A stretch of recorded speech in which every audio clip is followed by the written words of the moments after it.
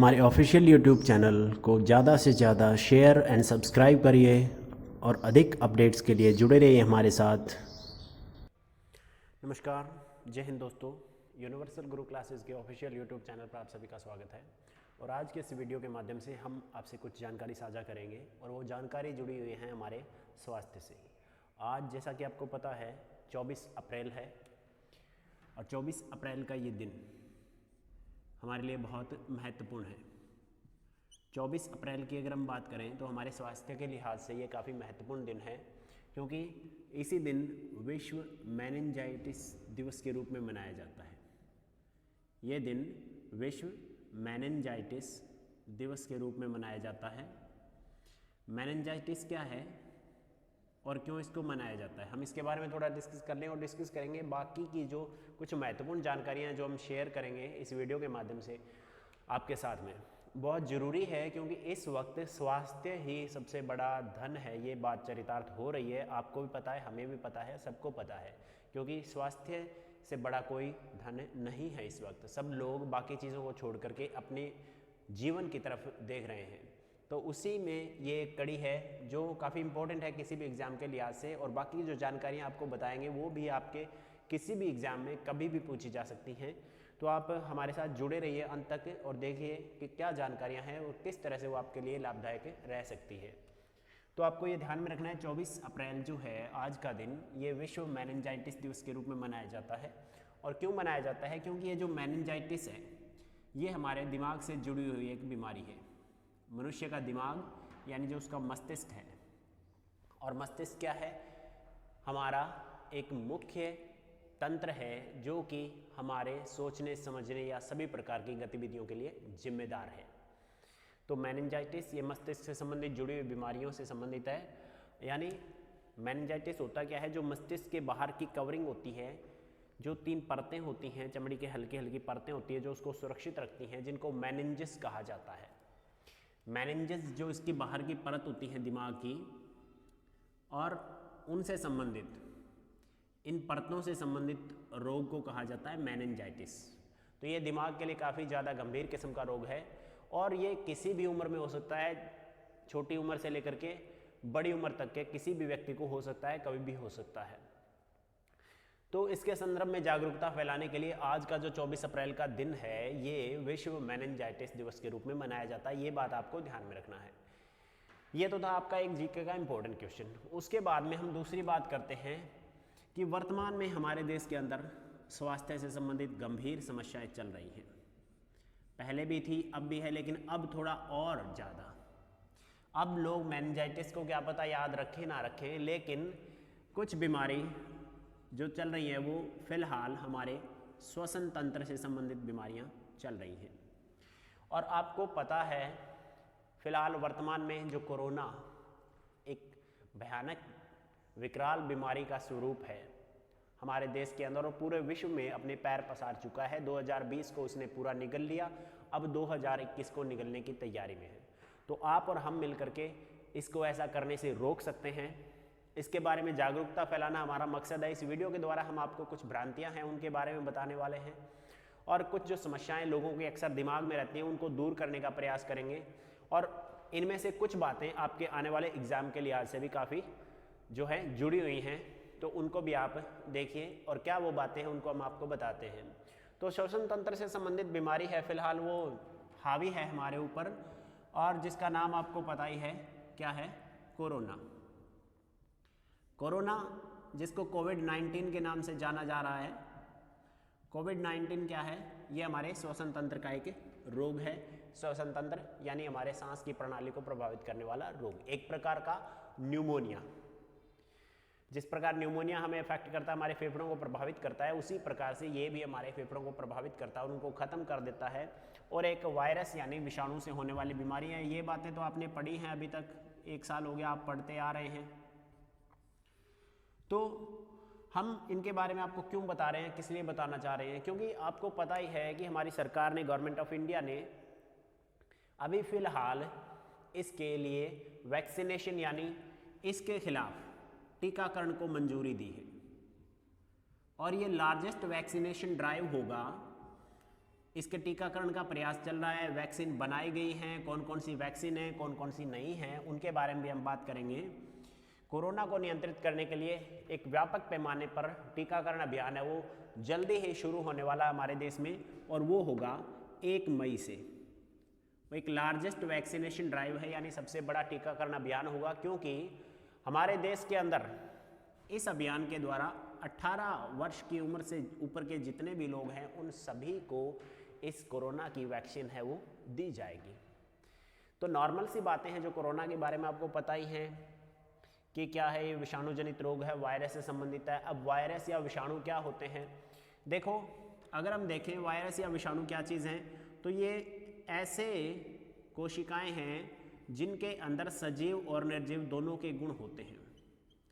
सजीव और निर्जीव दोनों के गुण वाले ऐसी कोशिकाएं होती हैं जो कि अलग अलग प्रकार के रोग फैलाने का काम करते हैं। और ये जो हैं कोशिका के जब अंदर होते हैं, किसी भी कोशिका के अंदर घुस जाते हैं तब तो ये सजीव बन जाते हैं, और जब कोशिका से बाहर होते हैं तब ये क्या होते हैं, निर्जीव होते हैं। तो ये बात आपको ध्यान में रखनी है, इंपॉर्टेंट है कि कोशिका के जब अंदर होते हैं तब सजीव होते हैं और बाहर होते हैं तब निर्जीव होते हैं विषाणु। और ये विषाणु या वायरस इनकी खोज की थी दिमित्री इवानोस्की ने। दिमित्री इवानोस्की, इन्होंने इनको वायरस या विषाणुओं को खोजा था। इन्होंने क्या बताया दिमित्री इवानोस्की ने कि जीवाणुओं से भी छोटे कुछ ऐसे कोशिकाएं होती हैं जो कि सजीव और निर्जीव दोनों का रूप होती हैं, और किसी कोशिका के अंदर जाते ही सक्रिय हो जाती हैं और बाहर आते ही निष्क्रिय रहती हैं। तो उन सब के बारे में, इसके बारे में हम अलग टॉपिक पढ़ेंगे, लेकिन आपको सिर्फ यहाँ पर इतना ध्यान रखना है क्योंकि वायरस या विषाणु का एक पूरा टॉपिक बनता है जिसको हम अलग से डिस्कस कर लेते हैं। लेकिन फिलहाल हम इस वीडियो के अंदर कुछ एक महत्वपूर्ण बातें डिस्कस करना चाहते हैं। वो क्या है कि एक टीकाकरण अभियान होना है 1 मई से 18 साल के ऊपर के सभी लोगों को सरकार के द्वारा टीकाकरण की सुविधाएं उपलब्ध करवाई जाएगी इस कोरोना से बचाव के लिए, क्योंकि फिलहाल वर्तमान में ये जो बीमारी है, ये जो विषाणु है, एक भयानक स्वरूप धारण करता जा रहा है और उसमें कमियां हर तरफ हैं, क्योंकि एक हाथ से ताली कभी नहीं बजती। कुछ कमियां सरकारों की है, कुछ कमियां लोगों की है। और हम लोग भारत में रहते हैं तो हमारा देश विविधताओं से भरा हुआ है, तरह तरह के लोग यहाँ पर पाए जाते हैं, तो उन सब में मतभेद मिलेंगे, रहेंगे और होते रहेंगे, परंतु इस वक्त हमें एकजुटता का प्रदर्शन करना है और इस बीमारी को हराने में अपना महत्वपूर्ण योगदान है वो किसी न किसी प्रकार से देना है, चाहे वो आप टीकाकरण में भाग लेकर के या लोगों की सहायता करके या लोगों को जागरूक करके भी दे सकते हो। अब इससे रिलेटेड जो बातें हैं, टीकाकरण अभियान क्या है, कैसे चलेगा, कैसे नहीं चलेगा, उसके बारे में हम बात करेंगे। लेकिन उससे पहले जो बातें हैं कि कोरोना का जो टीकाकरण है उसके लिए वैक्सीन जो है बनाई जा चुकी हैं, बनाई जा रही हैं। तो वैक्सीन को लेकर के लोगों में तरह तरह के भ्रम हैं, उनके बारे में हम बात करना चाहेंगे कि वैक्सीन होती क्या है। देखो वैक्सीन, और इसके साथ में एक चीज़ और हम डिस्कस करेंगे कि एक और दवाई जिसके लिए बड़ा हाहाकार मचा हुआ है, रेमडेसिविर, उसके बारे में भी हम बात करेंगे। तो वैक्सीन क्या है, वैक्सीन का तरीका क्या है, उसके बारे में हम बात करेंगे। दरअसल अगर हम बात करते हैं कि कोई भी बीमारी है, जीवाणु जनित है, विषाणु जनित है, तो उसके लिए हम वैक्सीन का इस्तेमाल करते हैं। तो वैक्सीन दरअसल होती क्या है उसके बारे में अगर हम बात कर लें थोड़ा सा, तो वैक्सीन का मतलब है भी कुछ ऐसे पदार्थ होते हैं, कुछ ऐसे रासायनिक पदार्थ जो कि एक जीव उनको उत्पन्न करता है और वो दूसरे जीव के लिए नुकसानदेह होते हैं। यानी एक जीव उसको उत्पन्न करेगा तो वो दूसरे जीव के लिए हानिकारक होती हैं, वही पदार्थ हैं उसी जीव से निकाले जाते हैं और उसको क्या है, वैक्सीन का नाम दिया जाता है। या फिर उन्हीं जीव की कोशिकाओं को, उसी जीव की कोशिकाओं को एक वैक्सीन के तौर पर इस्तेमाल करते हैं। लेकिन वो जो कोशिकाएं होती हैं उस जीव की कोशिकाएं, वो कोशिकाएं दरअसल क्या होती हैं, या तो बेहद कम सक्रिय होती हैं, क्या कह सकते हैं हम, या तो कमजोर होती हैं, कमजोर कोशिकाएं होती हैं, या फिर क्या होती हैं, निर्जीव यानी बिल्कुल वीक और डेड सेल्स होती हैं। उस जीव की कोशिका की या तो क्या है, वो बिल्कुल वीक या डेड सेल होंगी जो कि एक वैक्सीन के तौर पर इस्तेमाल की जाती है। और उनके अंदर क्या होता है, जो उनका रासायनिक पदार्थ है वो उनके अंदर संचित रहता है, और वो जैसे ही हमारे शरीर के अंदर प्रविष्ट करवाई जाती हैं इंजेक्शन के थ्रू, वो हमारे शरीर में जाती हैं। तो जाते ही हमारे शरीर का जो प्रतिरक्षा तंत्र है, ये क्या करती हैं, ये हमारे शरीर के प्रतिरक्षा तंत्र को यानी हमारा जो इम्यून सिस्टम है उसको एक्टिव कर देती है। हमारा प्रतिरक्षा तंत्र या इम्यून सिस्टम है वो एक्टिव हो जाता है, और वो क्या करता है, इसके विरुद्ध कुछ खास तरह के प्रोटीन बनाता है, कुछ खास तरह के प्रोटीन बनाता है जिनको कहा जाता है एंटीबॉडीज।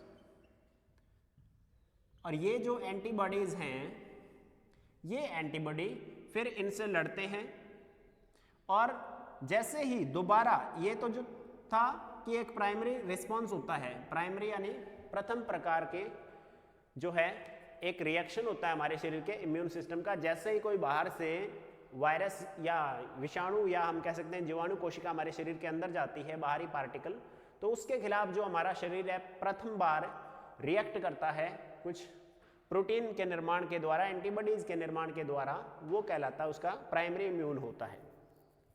अब फिर हम बात करें, फॉर एग्जाम्पल इसको हम ऐसे समझ सकते हैं भी हमारे देश पर बहुत सारे लोगों ने बाहर से आक्रमण किया था, तो उसमें क्या हुआ था, वो आए हमारे देश पे आक्रमण किया, तो हमारे देश के लोगों ने उसका विरोध किया। यानी हमारा देश एक पूरा शरीर और यहाँ के लोग जो थे यहाँ पर रहने वाले, वो इसके क्या हुए, प्रोटीन या एंटीबॉडी। तो वो कई बार उनको हराने में सफल हुए।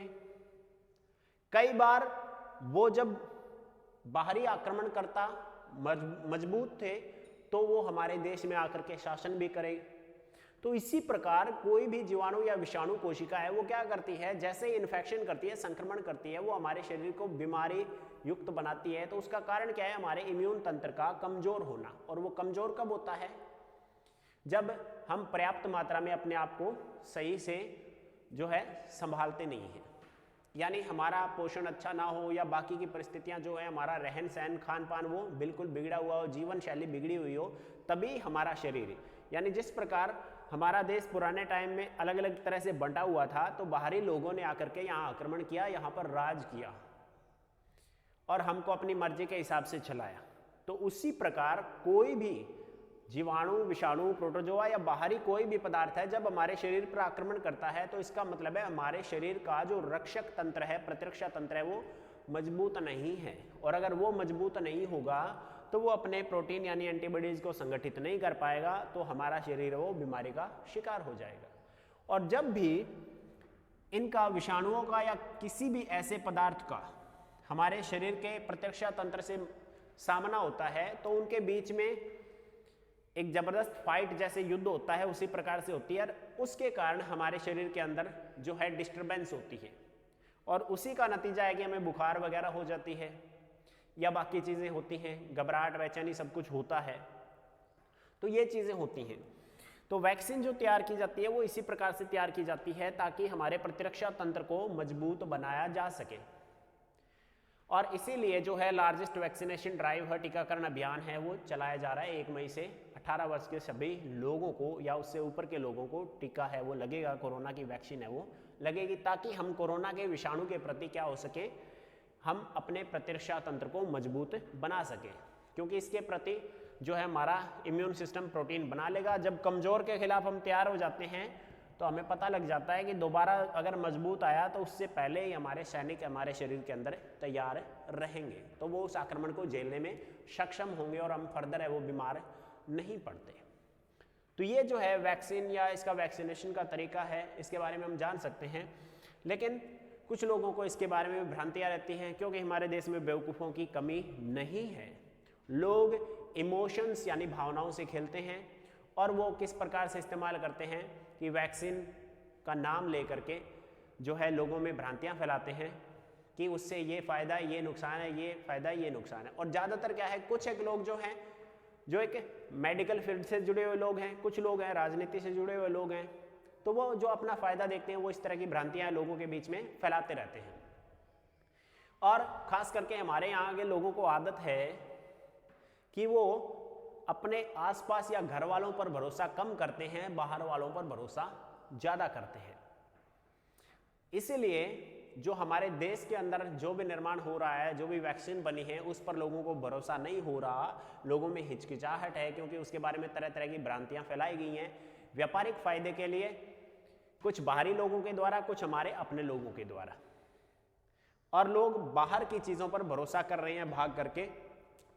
जैसे कि एक उसका एग्जाम्पल है ये रेमडेसिविर। ये रेमडेसिविर एक दवा है, इसके ऊपर भरोसा कर रहे हैं कि कोरोना इससे ठीक हो जाएगा, लेकिन ऐसा कुछ नहीं है। रेमडेसिविर जो है, हो सकता है आपके कोरोना को कुछ हद तक नियंत्रण कर ले, लेकिन उसके साथ में ये आपको फ्री में दे करके जाएगा। आपको किडनी यानी आपके गुर्दों से संबंधित बीमारियां हो सकती हैं, आपके हार्ट से संबंधित, आपके लीवर से संबंधित बीमारियां हो सकती हैं, वो इसके साइड इफेक्ट्स भी हैं। तो जो देश के अंदर हाहाकार मचाया हुआ है इसको लेकर के रेमडेसिविर को, वो बेहद ही गलत है। ये बात आपको ध्यान में रखनी है। और अगर आप इन बातों को नहीं जानते हो तो ये आपके लिए सबसे बड़ा नुकसान होगा, क्योंकि एज ए मेडिकल स्टूडेंट इन सब बातों का मैंने जो है जाना है, समझा है, देखा है। तो आप लोग भी इन सब बातों को जानने की कोशिश करें, और मैंने जितना जाना है मैंने कोशिश की है कि मैं आप लोगों तक पहुंचा सकूं, ताकि आप लोग इसके प्रति जागरूक हो सकें। अब बात हम करते हैं वैक्सीन की। वैक्सीन के बारे में थोड़ी बात कर लेते हैं हम। तो वैक्सीन जो हैं, जो तैयार की गई हैं, उन वैक्सीन को तैयार करने से पहले और तैयार करने के बाद में उनका ट्रायल जो होता है, उस ट्रायल के आधार पर ही उनको एक लाइसेंस मिलता है या अनुमति मिलती है। टीकाकरण के लिए उनको अनुमति मिलती है, और वो अनुमति किसके द्वारा दी जाती है? वो दी जाती है director drug controller general of India के द्वारा। DGCI जो है भारत के drug controller general of India, यह आप देख सकते हो, drug controller general of India, यानी भारत सरकार के जो औषधि नियंत्रक विभाग के जो हेड हैं, उनके द्वारा अप्रूवल है वो दिया जाता है, लाइसेंस दिया जाता है कि आप इस वैक्सीन का इस्तेमाल अब फर्दर कर सकते हो। और वो कोई सामान्य व्यक्ति नहीं होते, इन मामलों के जानकार होते हैं, जो पूरी तरह से संतुष्ट होने के बाद में अलाउ करते हैं कि आप इस वैक्सीन का जो है उपयोग कर सकते हो एक टीकाकरण के तौर पर। जैसे हमारे अंदर अगर हम देखें तो बचपन से हमें टीके लगने शुरुआत होते हैं, वैक्सीनेशन होता है बचपन में, जब बच्चा जन्म लेता है या उससे पहले उसकी मदर को जो है टीकाकरण जो है वो शुरू हो जाता है। क्यों हो जाता है? ताकि हमारा जो प्रतिरक्षा तंत्र है वो मजबूत हो सके। इसी प्रकार ये जो है अब कोरोना वायरस या कोविड-19 जो बीमारी है, जो कि एक विषाणु जिसका नाम है SARS-CoV-2 यानी जो है severe acute respiratory syndrome virus 2 जो है उसके द्वारा ये फैलता है, उस विषाणु के कारण ये फैलता है। तो ये पहली बार एक इस तरह का केस आया है। इसके लिए जो है दवा बनाने में थोड़ा टाइम तो लगा है, लेकिन फिर भी हमारे लोगों ने, हमारे वैज्ञानिकों ने या दुनिया भर के वैज्ञानिकों ने कोशिश की है और इससे लड़ने में सफलता हासिल की है। तो अब हमारी बारी है कि हम उनका भी साथ दें अपनी भ्रांतियों से बाहर निकल के। तो अब हम बात करते हैं कि जो वैक्सीन की अनुमति है DGCI director drug controller general of India, फिलहाल जो वर्तमान में है VG सोमानी, वो जो है वर्तमान में इस पद पर हैं, और इनके द्वारा अनुमति लेकर के ही ये वैक्सीन है टीकाकरण के लिए बाजार में उपलब्ध होती हैं, और अब लगभग उपलब्ध हैं। अब इनकी अगर हम बात करते हैं तो फिलहाल सर्वप्रथम जो है भारत के अंदर थी, जो पहली बार स्वदेशी वैक्सीन है हमारे यहाँ बनाई गई थी। पहली जो स्वदेशी वैक्सीन है हमारे भारत के अंदर जिनका निर्माण हुआ है, उनमें एक है कोविशील्ड और दूसरी थी कोवैक्सीन। शुरुआत के अंदर इन दो वैक्सीन का जो है प्रयोग किया गया था। पहले 45 साल से ऊपर की उम्र के लोगों को ये लगने स्टार्ट हुई थी, या उससे पहले जो है फ्रंटलाइन वर्कर्स है उनको लगी थी। तो ये जो है हमारी स्वदेशी निर्मित जो वैक्सीन है, ये जो अगर पूछा जाए कि ये किससे संबंधित है, तो ये जो कोविशील्ड है इसके निर्माता हैं Oxford AstraZeneca, university of Oxford AstraZeneca, उनके द्वारा ये निर्मित की गई है। ऑक्सफोर्ड एस्ट्राजेनेका के द्वारा, जो इसकी निर्माता कंपनी है उनके द्वारा ये। और कोवैक्सीन की देखें तो ये जो कोवैक्सीन है ये भारत बायोटेक के द्वारा निर्मित है, भारत बायोटेक के द्वारा निर्मित है। ये पूरी तरह से इसके ऊपर कामयाब है कोरोना के खिलाफ, और इसकी 2 डोज हैं वो प्रेफर की गई है, यानी 2 बार आपको ये वैक्सीन लेनी पड़ेगी कुछ समय के अंतराल के बाद में, पहली वैक्सीन लेने के बाद में दूसरी। अब कुछ लोगों की ये भी समस्या है कि वो कहते हैं कि कोरोना वैक्सीन लेने के बाद में भी लोगों में कोरोना हो रहा है, कि लोग कोरोना से संक्रमित हो रहे हैं कोरोना वैक्सीन लेने के बाद में। तो पहली बात तो यही है कि कोई भी वैक्सीन हमारे शरीर पर तुरंत ही कार्य नहीं करती, तुरंत कार्य नहीं करती, क्योंकि हमारा जो प्रतिरक्षा तंत्र है उसकी अपनी एक प्रक्रिया है, वो अपने आप को मजबूत बनाने में समय लेता है। तो अगर पहली वैक्सीन के बाद में किसी भी व्यक्ति को कोरोना का संक्रमण हो रहा है तो वो लॉन्ग लास्टिंग नहीं होगा, क्योंकि उसके शरीर का जो प्रतिरक्षा तंत्र है वो उसको झेलने में सक्षम होगा। ये बात आपको ध्यान में रखनी है। तो उन भ्रांतियों पर नहीं जाना कि हाँ कोरोना वैक्सीन लेने के बाद में भी कोरोना हो रहा है, या तरह तरह की बातें फैलाई जा रही हैं। अभी कोरोना वैक्सीन ले लिया तो यहाँ पर कैजुअलिटी होगी, उधर कैजुअलिटी होगी, वो मर गया, ये मर गया, ऐसा कुछ नहीं है। दरअसल ये हमारे जो इंटरनल बॉडी ऑर्गन हैं उनके फेलियर के कारण हो जाता है, और जोड़ लोग इससे देते हैं कई बार। तो ये वैक्सीन जो होती है ये सिर्फ हमारे इम्यून तंत्र को मजबूत करने के लिए दी जाती है, ताकि हम दूसरी बार जब संक्रमण हो तो उससे लड़ सके। तो आप बेझिझक इन वैक्सीन को ले सकते हैं। स्वदेशी वैक्सीन है, आप प्रेफर करना चाहें उसी को कर सकते हैं। पहले इन 2 वैक्सीन का जो है अप्रूवल दिया गया था, अनुमति दी गई थी, लाइसेंस दिया गया था। लेकिन अब उसके पश्चात एक तीसरी वैक्सीन स्पुतनिक वी के नाम से एक वैक्सीन दी, उसको अलाउ किया गया है, उसको अनुमति दी गई है। और ये जो है रूस के द्वारा निर्मित वैक्सीन है, रूस की जो गैमेलिया इंस्टीट्यूट है उसके द्वारा ये निर्मित है स्पुतनिक वी। इसका जो है अनुमति दिया गया है टीकाकरण के लिए। और अभी फिलहाल जो है जाइडस कैडिला की, आज ही शायद जाइडस कैडिला जो निर्माता कंपनी है उसकी वायराफिन नाम की जो है वैक्सीन, उसको भी अनुमति दी गई है। तो यानी अब हमारे देश के अंदर कोरोना से रिलेटेड लगभग 1, 2, 3 और 4 वैक्सीन जो हैं प्रभावी वैक्सीन हैं, उनकी अनुमति हमारे देश के अंदर टीकाकरण के लिए दी गई है, ताकि हमारे देश के अंदर जो लार्जेस्ट वैक्सीनेशन ड्राइव होना है 1 मई से, उसमें हम पूरी तरह से कामयाब हों और कोरोना के ऊपर पूरी तरह से हम काबू पाने में सफल रहें।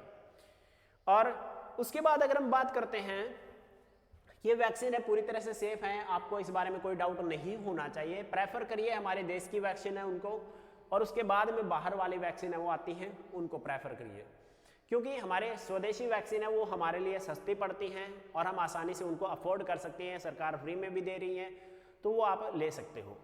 दूसरी बात, इस वक्त एक धैर्य और संयम की आवश्यकता है जो हमें इन सब समस्याओं पर काबू पाने में सहायक होगा। लोग हड़बड़ी में, अगर आप जा रहे हो हल्का सा कोरोना होने के बाद में आप घबरा रहे हो, तो उसका फायदा कुछ गंभीर किस्म के बेईमान लोग हैं वो जरूर उठाएंगे। आपको ऐसे लोग एक मामूली सा 50 रुपए में आने वाली चीज है वो 5000 रुपए में देंगे, 1000 रुपए में आने वाली चीज है वो 20,000, 30,000, 50,000, 70,000। जैसा कि आप पढ़ रहे हो, काला बाजारी अपने चरम पर होती है जब भी कोई गंभीर समस्या हमारे देश में आती है, क्योंकि हमारे देश के अंदर बेईमानों की भी कमी नहीं है, तो वो अपना अपना फायदा देखने की कोशिश करते हैं। और इसी प्रकार का एक फायदा है वो देखा जा रहा है इस केस में। हम बात करें अगर रेमडेसिविर की, रेमडेसिविर जो है ये क्या है? दरअसल ये जो रेमडेसिविर की एक ड्रग है या रेमडेसिविर दवा जो है, इसके बारे में कहा जा रहा है कि ये कोरोना पर पूर्णतः प्रभावी है। देखिए, ये जो दवा है ये किसी और उद्देश्य के लिए बनाई गई थी, उसके बाद में कंपनी निर्माताओं को लगा कि नहीं, हमारा उद्देश्य पूरा नहीं हो रहा, हमें नुकसान हो रहा है, तो इसको दूसरी तरफ मैनिपुलेट किया गया। दूसरी तरफ फायदा ना लगा तो फिर इसको तीसरी तरफ मैनिपुलेट किया गया और फाइनली जो है अब इसको चौथी बार फिर मैनिपुलेट किया गया है कि अब ये इसमें प्रभावी है। देखिए, यहां पर इसका जो शुरुआती उद्देश्य था वो पूरा नहीं हुआ। अब शुरुआती उद्देश्य पूरा नहीं हुआ तो बाकी की तरफ इसको डाइवर्ट करने की कोशिश की गई है।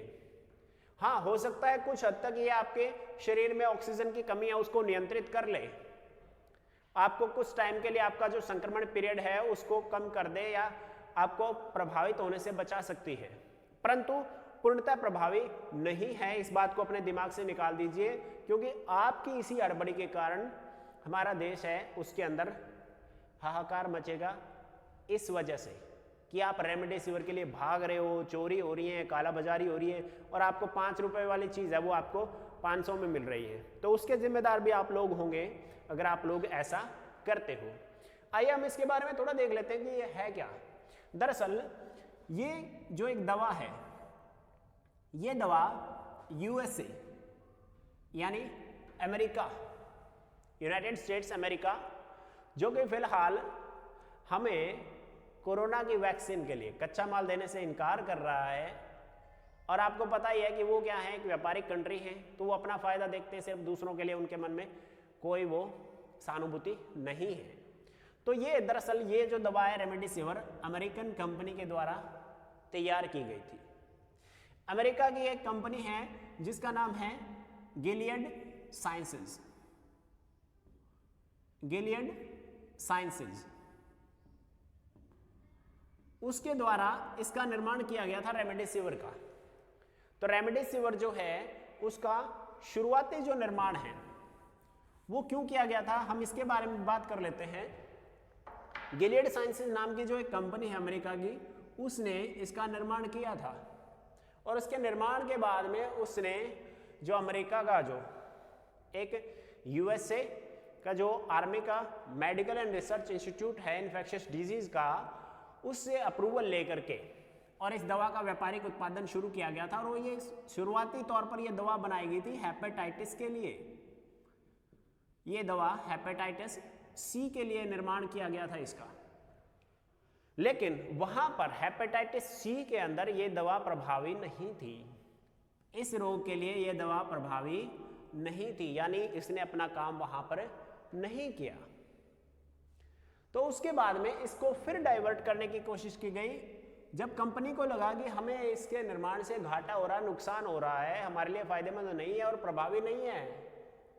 तो उसके बाद में जो है अगर हम देखें तो ये शुरुआत जो थी इसकी 2009 के अंदर हुई थी, और 2013 से 16 के बीच में अगर आपको याद होगा थोड़ा बहुत, तो ईबोला नाम का एक वायरस था। अफ्रीकन कंट्री में एक वायरस, एक विषाणु आया था जिसका नाम था इबोला। तो अमेरिका की जो दवा कंपनी है उसने ये बताया कि हमारी जो दवा है रेमडेसिविर वो पूर्णतः प्रभावी है इबोला के विषाणु के लिए, लेकिन वहां पर भी इसका पूरा प्रभाव नहीं था। इबोला वायरस के प्रति भी यह पूर्णतः प्रभावी नहीं थी, जैसा कि सुनने में देखने में मिलता है। अगर आप कहीं पर सर्च करोगे इसके बारे में तो आपको पूरी जानकारी मिल जाएगी, आप इसके बारे में पढ़ सकते हो, जान सकते हो बाकायदा। अब उसके बाद में इसके अलावा जो है इबोला के अलावा इसको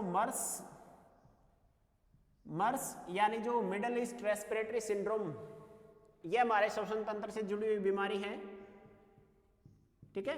तो मर्स यानी मिडल ईस्ट रेस्पिरेटरी सिंड्रोम है, उसके खिलाफ भी इसको इस्तेमाल किया गया था, परंतु वहां पर भी इसका पूरा प्रभाव नहीं था। अब जो है फाइनली इसी दवा को रेमडेसिविर को ये कह के बेचा जा रहा है कि ये कोरोना को नियंत्रित कर सकता है, परंतु इसमें भी ये पूरी तरह से प्रभावी नहीं है, क्योंकि जो कमी जिस शुरुआती उद्देश्य के साथ में इसको बनाया गया था वो उद्देश्य पूर्ण नहीं हुआ, तो उसी घाटे से उबरने के लिए कंपनी जो है अपने फायदे को देखने के लिए क्या करती है, डाइवर्ट करने का प्रयास करती है प्रोडक्ट को। तो जिस प्रकार के अलग अलग प्रोडक्ट मार्केट में आते हैं तो ये भी उनका मार्केटिंग का एक तरीका है, और हर एक कंपनी करती है, मार्केटिंग करती है अपनी अलग अलग तरीके से।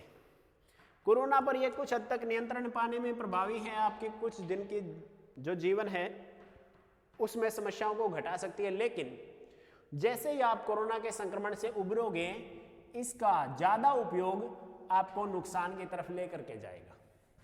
आपको इससे लिवर से जुड़ी हुई बीमारियां भी हो सकती हैं, आपको इससे जो है हार्ट से संबंधित बीमारियां भी हो सकती हैं।